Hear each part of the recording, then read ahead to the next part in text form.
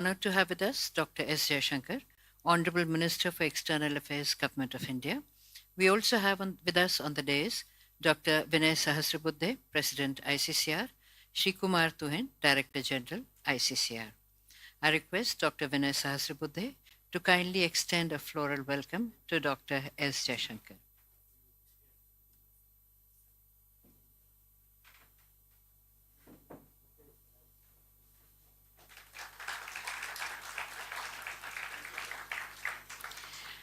I request Dr. Vinay Sahasrabuddhe, President ICCR, to kindly make his welcome remarks.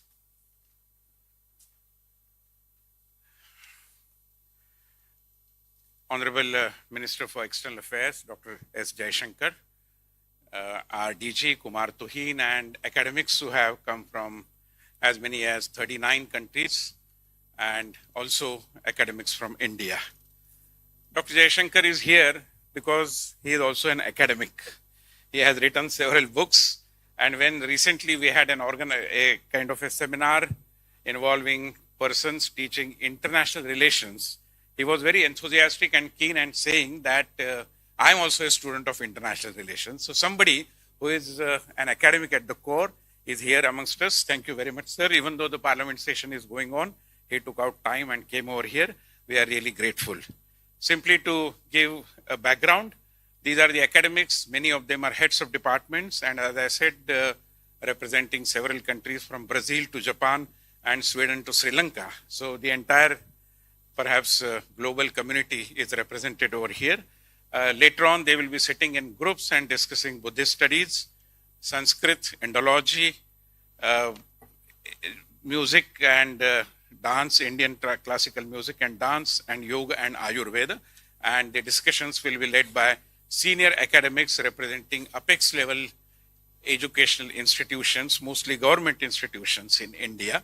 Tomorrow, they will also be discussing the career opportunities that could be made available to the students passing out of their departments, in which we are involving organizations like FICCI, CII, Tourism Development Corporation, and the Ayurveda Drug Manufacturers Association, so on and so forth. So it's a first of its kind, a unique exercise, and we are really happy that we are being blessed by a person no less than our Foreign Minister, Shri Jayashankar ji. Most welcome, sir.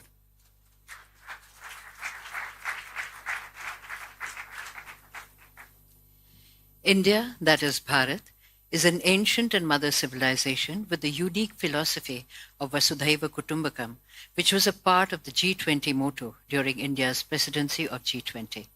I request Dr. S. Jayashankar, Honorable Minister for External Affairs, Government of India, to kindly speak on the subject of building a Bharat narrative. Dr. S. Jayashankar.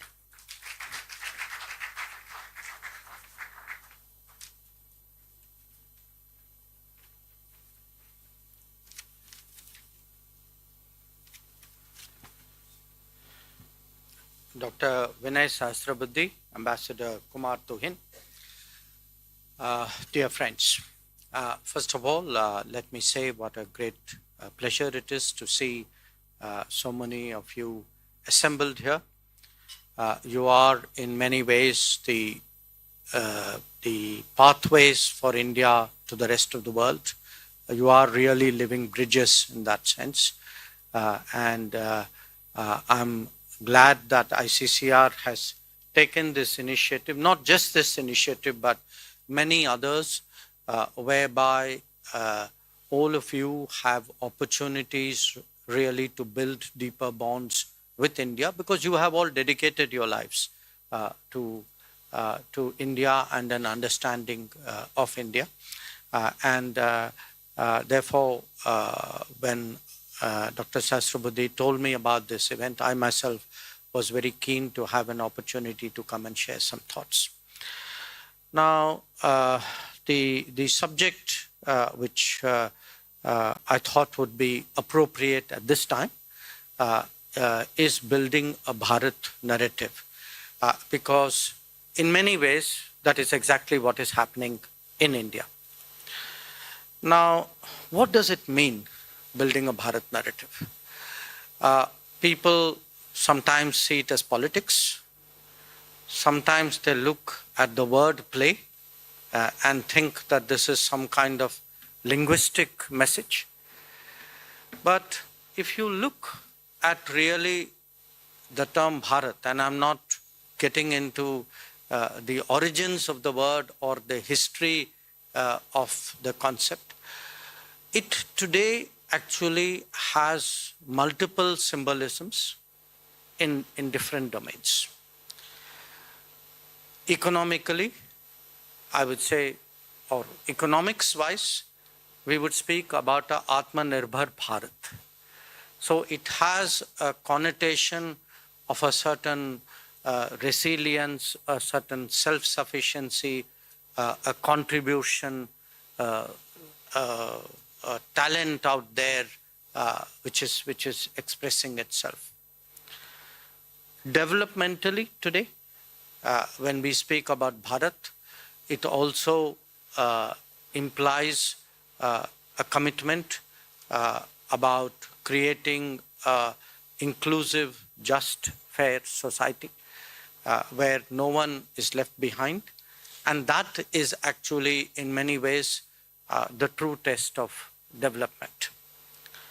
Politically, Bharat is a statement of independence. It is a declaration that as India engages the world, it doesn't have to be done necessarily in terms set by others or in frameworks determined by others. That our objective in that engagement is in many ways to actually let our own personality and our own, I would say, innate qualities come out. So it is in ways, I would say, an expression of the persona of a society. And then there is, of course, the cultural domain. When we speak about Bharat, we could be speaking about our languages, our traditions, our heritage, our practices. And when it comes to the world, really the Bharat that we seek to set the narrative about is a Bharat which would like to be perceived as a Vishwamitra, as a friend which at crucial moments has really stepped up in a way in which countries and societies normally don't do in international relations. A society where people are still being vaccinated but is willing to share those vaccines with the rest of the world. A society where when we have a chance to assume a responsibility, like we did at the G20, that we did so with a cause and commitment for the global South. And actually, in many ways, as we showed again during G20, a culture that is able to harmonize, that at a time when the world is so deeply divided, where very frankly, not everybody expected us to succeed in our G20 presidency, we were able to find a bridge both between the East and the West and between the North and the South. Now, when we speak about Bharat today, it is also in many ways linked to, I would say, a change in the way in which we look ahead. Typically, governments look at the term that awaits them. So the thinking of a government runs from an election to an election. And in that country, at best, that is a 5-year plan that you can have. Today, we are talking about an Amrit Kaal, a 25-year vision, where we actually think that we would see a remarkable transformation in our country. And we will be able to, in many ways, address a lot of historical problems while establishing our place in the international order. So when I lay out that kind of meaning of Bharat before you and all that it implies in terms of India's interactions with the world, you would ask yourself how it would impact on your own lives and on your own professions, on your own specializations. Here I would make three comments. One, that clearly as India becomes more relevant and more important and more central to global developments and global thinking, the value of Indology will commensurately grow. So when we look at an Amrit Kal for India, I also look at an Amrit Kal for Indology. And I can say with a fair amount of confidence that everything that you have been doing will actually have a greater and greater value in the coming years. The second is actually this challenge today of interpreting and explaining and connecting with this changing India. Because my own experiences, so many things have actually transformed in the last decade. And there is a lag where the world is concerned about understanding it. And a lot of that lag is because the interpreters of India to the world are actually people who do not know necessarily India very well. Very few of them probably speak any Indian language. Their circle of contacts is probably much narrower than yours. They probably have lived here in a very, not in as intense a way as those of you who have devoted your lives to the study of India have done. So one of our challenges has been that how does one communicate to the world what is happening in India, this can be a misreading of something as practical as an election result, or perhaps something much deeper about actually what are the social forces at work in India, or even an understanding of the debates in India. That sometimes when having participated in those debates at home, I listen to the versions abroad. I feel sometimes almost like we are in two different planets. So how does one get the understanding of this evolving India, of this changing India, of a society that has democratized so deeply today, that a lot of its leadership and its thought processes are actually being driven by people and by forces which are so deeply Indian, which are so grounded, which are so rooted in India. And the third, of course, is to familiarize the world more and more with our culture, heritage, and traditions. Because at the end of the day, it is going to be more important for the world to understand the thinking of India. If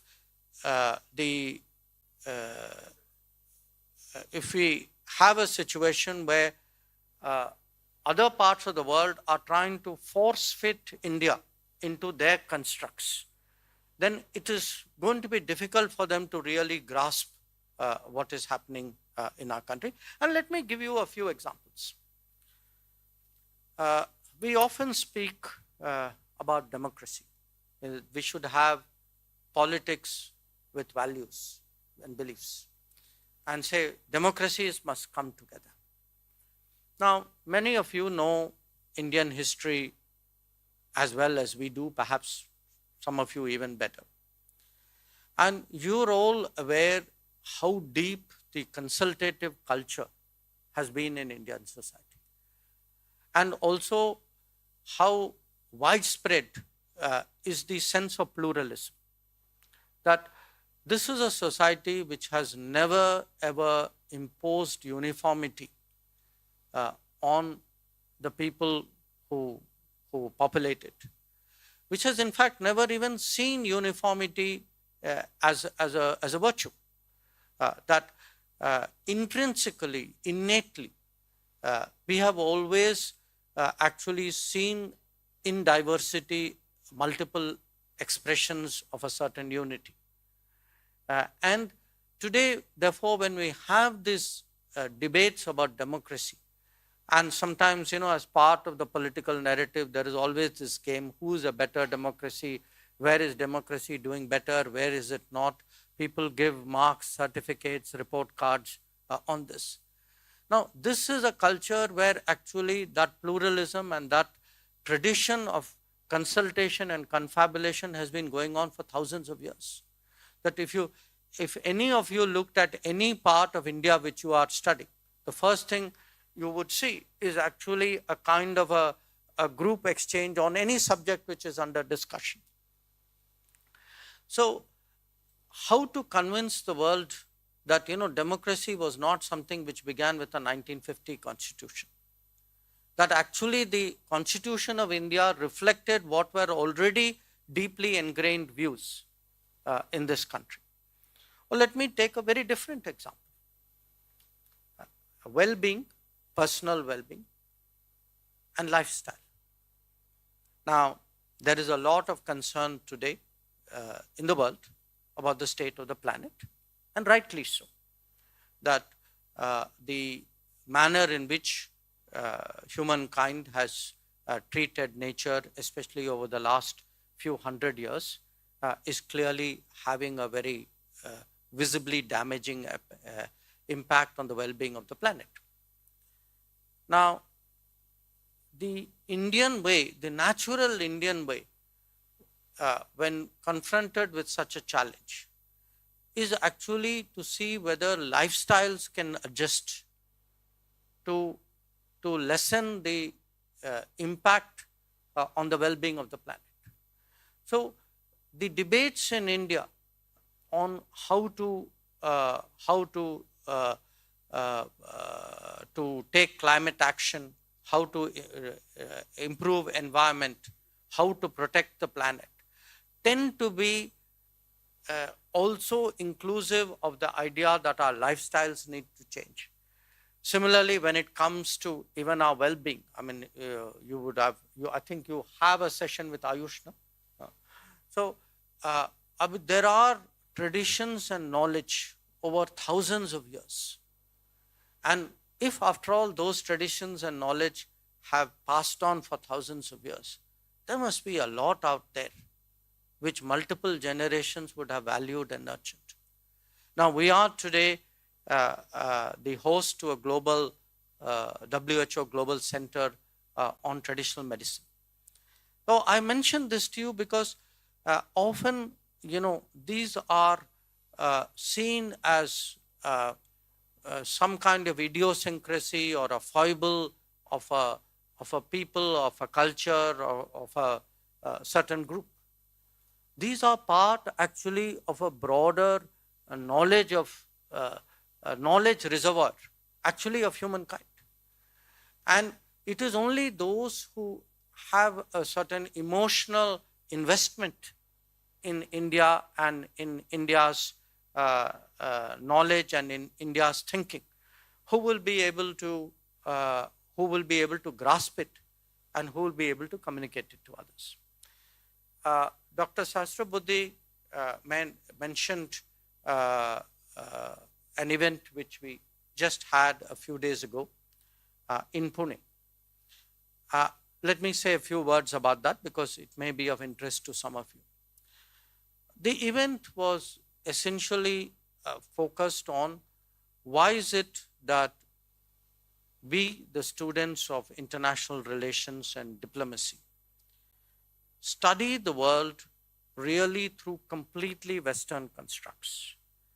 I'm not saying that there is anything wrong with Western constructs, but I would say in a planet which has so many cultures, to view all cultures through the lens of one culture would at the very least be doing injustice to the other cultures, but would probably, even for the culture which is viewing it, would actually create lack of understanding.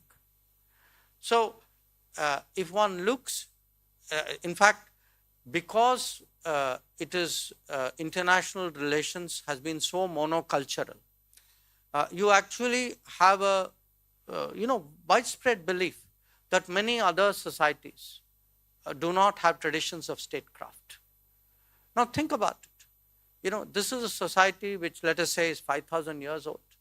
How can you have 5,000 years of human existence divided into states of various kinds who have come together and competed with each other and not have statecraft? I mean, in a way, it defies logic.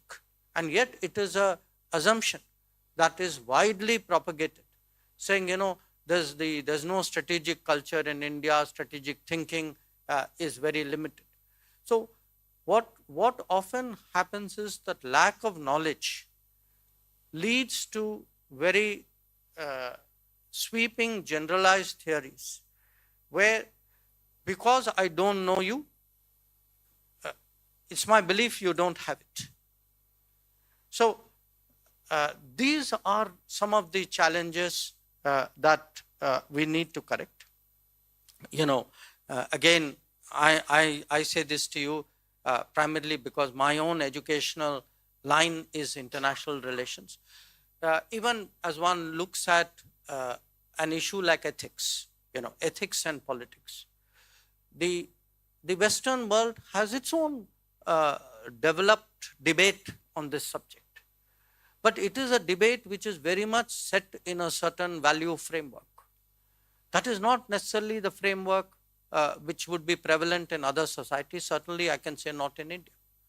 So, in India, still there would be a premium put on ethics, and stark real politic will not necessarily gain admiration.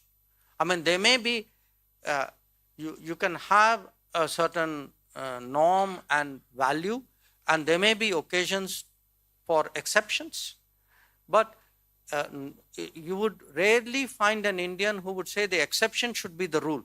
So, in 365 days, let us do real politics for 364 and do ethics for 1 day in a year.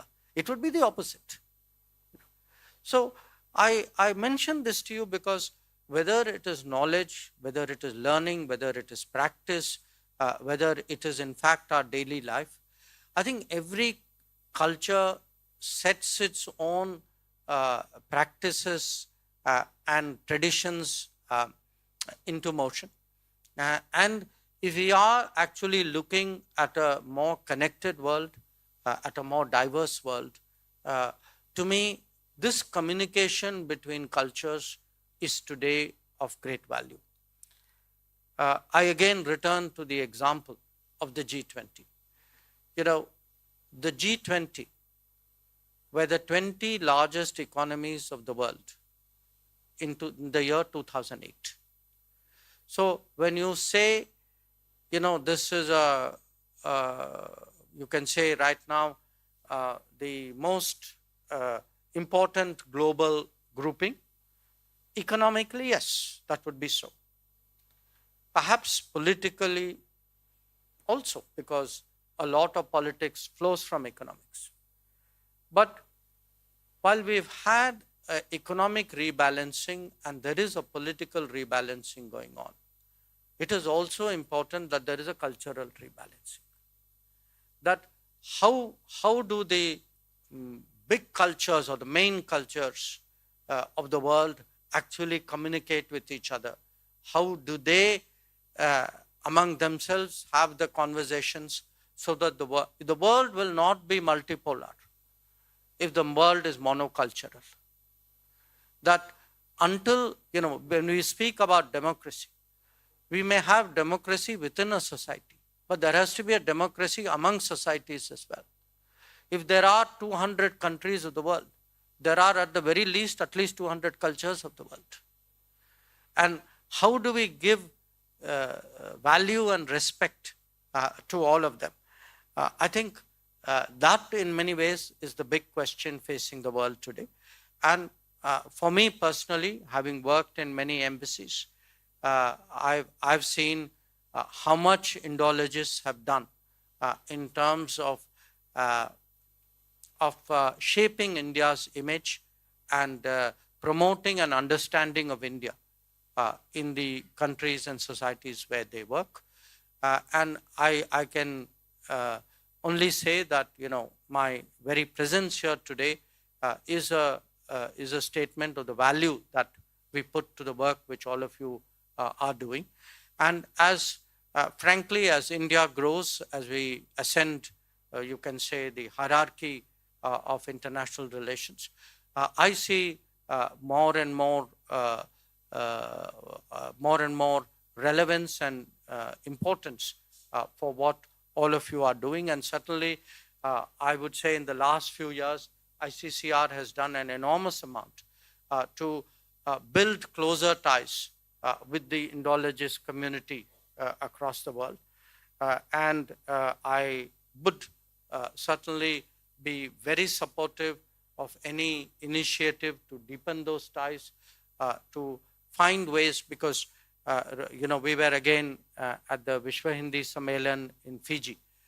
And I hope, if, for example, in future years, we see much more participation of those who teach Hindi and Sanskrit on such occasions, not just from India, but from across the world. But again, in India or even regionally, I think it would be useful for us, just as we have ambassadors, we among our ambassadors, we do an annual meeting of ambassadors, but we also have regional meeting of ambassadors. So I would say that such gatherings, partly motivational, but also partly so that people, there's a continuous rub between people who are in policy positions, people who have a genuine commitment to promoting Indology in the world, with those who are actually taking on that responsibility.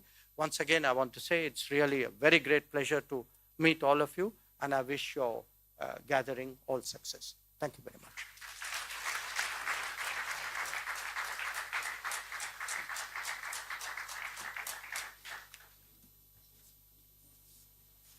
Ladies and gentlemen, we will have a small interactive session with the Honorable Minister. If you have any questions, kindly introduce yourself and then ask them.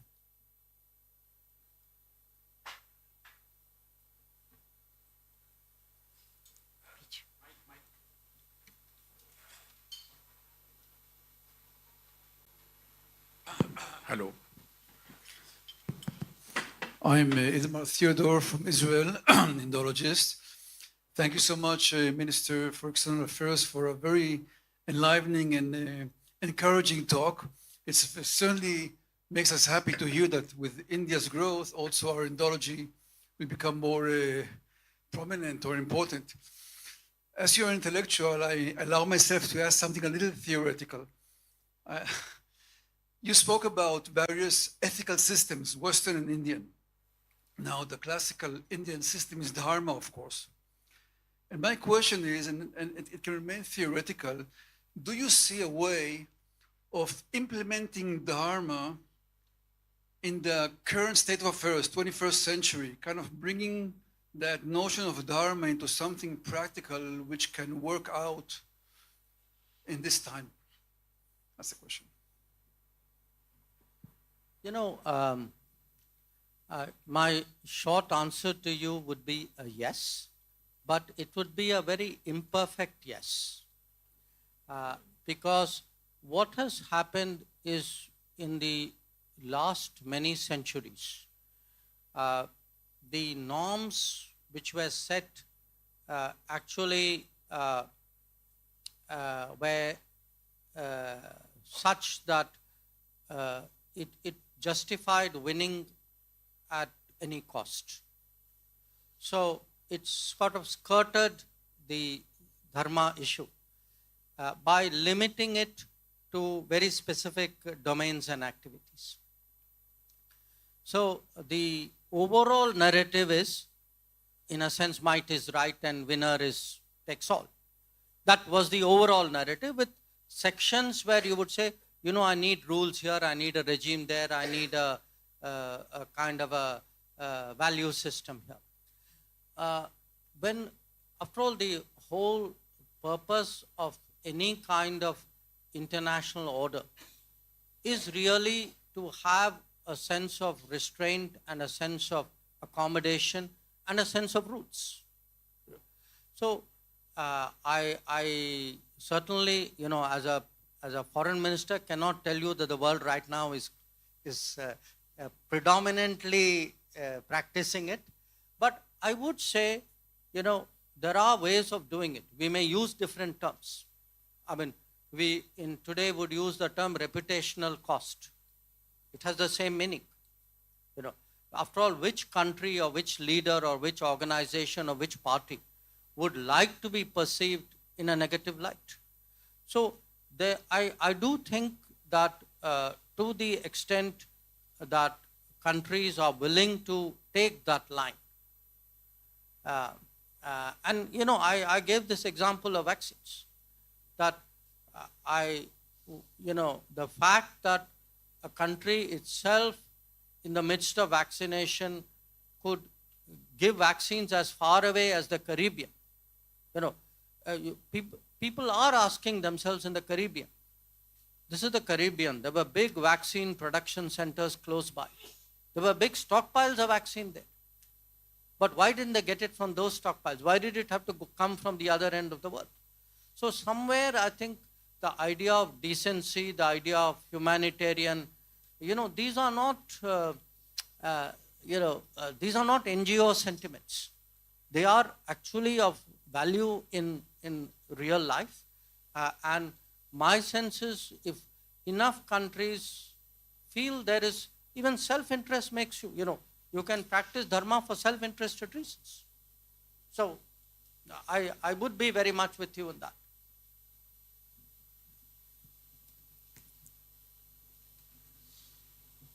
Thanks a lot. Hans-Werner Wessler from Uppsala in Sweden. I'm an Indologist myself. Thanks for your kind words. But it's very interesting. We see all over in the Western world where we have these small departments, traditional departments of Indology, in some places also South Asian studies or whatever you call the baby, that we are in a crisis. We are in a state of decline. As you know, a lot of these old chairs have been abolished in recent years or endangered at least. And the interest in Sanskrit, and the same is also true for Hindi, is on the decline just now. It's interesting, it doesn't fit to the growing importance, as you mentioned, the growing importance of India in international relations and all these things, and the awareness of India, the presence of India in the world. I don't have a clear clue to this question, why this is the case. It has to do with the Orientalism debate, of course. It has to do with changing knowledge economies in the West. It also has to do with the job opportunities. I see this in my own big department where Chinese is the strongest language because of the job opportunities that go with Chinese. So I just wonder how, in a way, the strength of English in India is a big asset. I completely agree to that. It's very good. And let's say the sense of otherness, because we're talking of Indian knowledge system, the sense of otherness, I'm aware of the problem with the term otherness, of course, is stronger with China because of the non-presence of English there. So with India, I've personally seen this in discussions with people from other fields in the Chamber of Commerce and things like this. It's perceived as an Anglophone country, and which also means that we don't have to care so much about other knowledge systems and all these things. So that's the perception. I'm just talking in green terms. So what can we do to change this? It also, I belong to these people who try to support in a way the Hindi cause in the world. I've been in Fiji and all these things. So what can we do to get this thing with Hindi further on so that it could eventually also create job opportunities, which is the key to strengthening Hindi, I believe? No, I absolutely share the concern you have expressed. And like you, I don't have a ready answer. I would say that the answer is somewhere in the job opportunity space. I also agree with you that in many ways, and it's ironical that I'm saying it in English to you, that English has been a mixed blessing.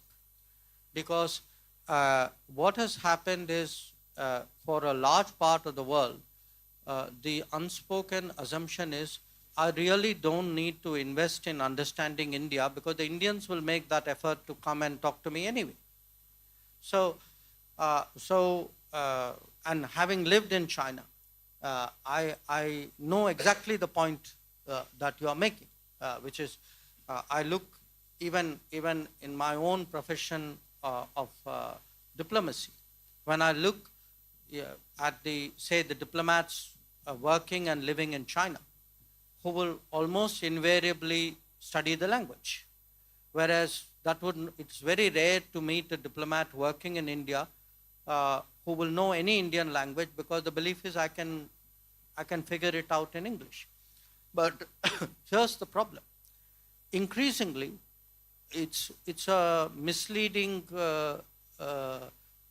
method of actually gauging the feel and the thoughts of Indian society.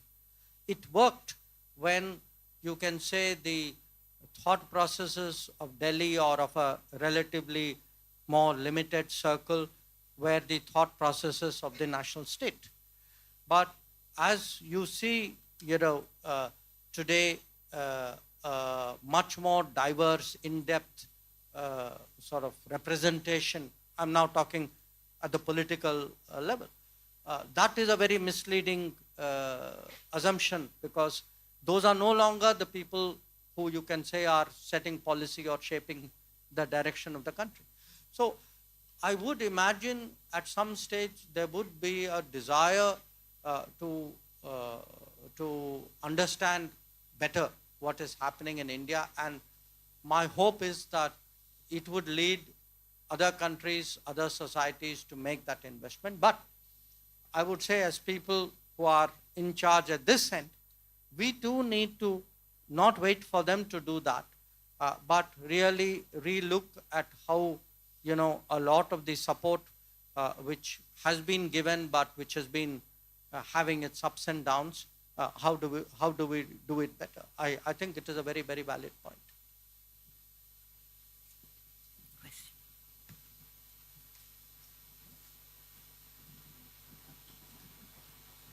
Thank you very much for your inspiring talk. Chris Kessler from Berlin, Germany. I still haven't quite understood where do you see the role for non-Indian ambassadors for Indian knowledge as per the Bharat narrative? This remains somewhat unclear to me. I sort of can guess it, but I still like to have a few more words from you. No, I didn't fully understand your question, meaning where do I see the role for? Well, in this room, there's a lot of non-Indian ambassadors for Indian culture. From Europe, from South America, from Africa. And where do you see us as being non-native Indian? What is our role? Where do you see our role, within this, what you call Bharat narrative? I would say, in a sense, you would be intuitive appreciators of the narrative. I mean, the narrative may not have been presented to you as a clear construct in whichever field we are talking about. But let us say the difference between you, sir, and somebody else who may be interested in India but doesn't have that knowledge or understanding or insight of India would be that you would be much quicker to grasp what is happening and appreciate, the thought processes behind it. Whereas, as I go back to what your other colleague asked, whereas someone who, let us say, studies India exclusively through a generalized medium, could be, newspapers, briefing books, social media, they would have a much different understanding. So I would say that the value of people who really have invested in understanding the depths of Indian society is obviously very much more. And so, because this debate will actually grow in the next 25 years. It's a debate which is primarily ours within India. We are today actually debating what is our aggregate cumulative response to the last many centuries of our own history. And now how do we go forward? But only those who have some sense of our own debates and some sense of our own, the forces at work and what are the, what is the argumentation with them, will have a grasp of it. So you would have an accuracy which I suspect many others will not have. Thank you, sir. I'm sorry we'll have to conclude because that was the last question, and the Honorable Minister has a very hectic schedule. We are just very honored that he took time out for us and shared his invaluable views with us. Thank you very much, sir.